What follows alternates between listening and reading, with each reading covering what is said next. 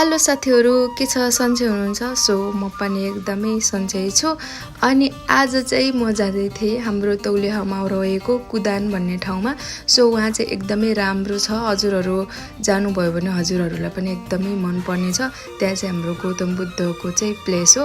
So त्यहाँ चाहिँ एकदमै दामी भ्यू रहेको छ हैन।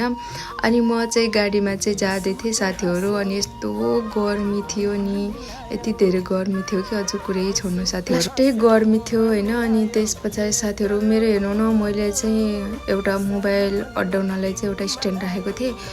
खै के भयो साथीहरु, मेरो त स्ट्यान्डले कामै गरेन के, जस्तो सोचे थिएँ त्यस्तो चाहिँ भएन है। अनि जसो तसो गरेर चाहिँ म वहाँ चाहिँ पुगे हैन। मैले बीच-बीचको पार्टहरु चाहिँ मैले लिन चाहिँ पाएन राम्रोसँग। त्यसको लागि आइएम सो सरी साथीहरु, किनकि मैले जस्तो सोचेर गएको थिएँ सो त्यस्तो चाहिँ भएको थिएन। अनि त्यही भएर म एकदमै दुखी थिएँ।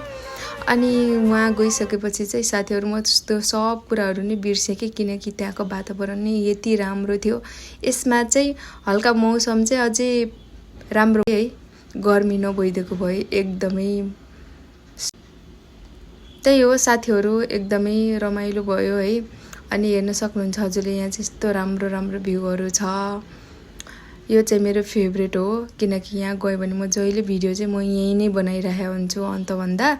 अनि यो चाहिँ हेर्दा चाहिँ हल्का तिलौरा कोट जस्तै नै छ, तर यहाँ एकदमै राम्रो छ। अनि गएर एक दुईटा भिडियो पनि सुट गरिहाल्यौं, किनकि म स्लो मोसनमा हिँडेको भिडियो चाहिरहेको थियो। सो त्यही भएर अनि साथीहरु यति गर्मी थियो है, लास्टै गर्मी थियो। अनि त्यही भएर चाहिँ साथीहरु म चाहिँ फर्केर आएँ मेरो साथीहरुलाई छोडेर।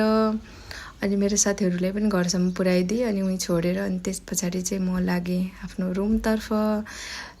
खासमा हामी चाहिँ है साँझ फर्किने भ्यूहरु हेरेर भन्ने सोचिरहेको थियौं, तर यति गर्मी थियो नि, यति गर्मी थियो। हामी त त्यहाँ लङ टाइमसम्म के लाइक हुन्छ नि, बस्न पनि सकेनौं कि। अनि त्यही भएर चाहिँ हामी घर फर्क्यौं। सो गाइज आजले यति।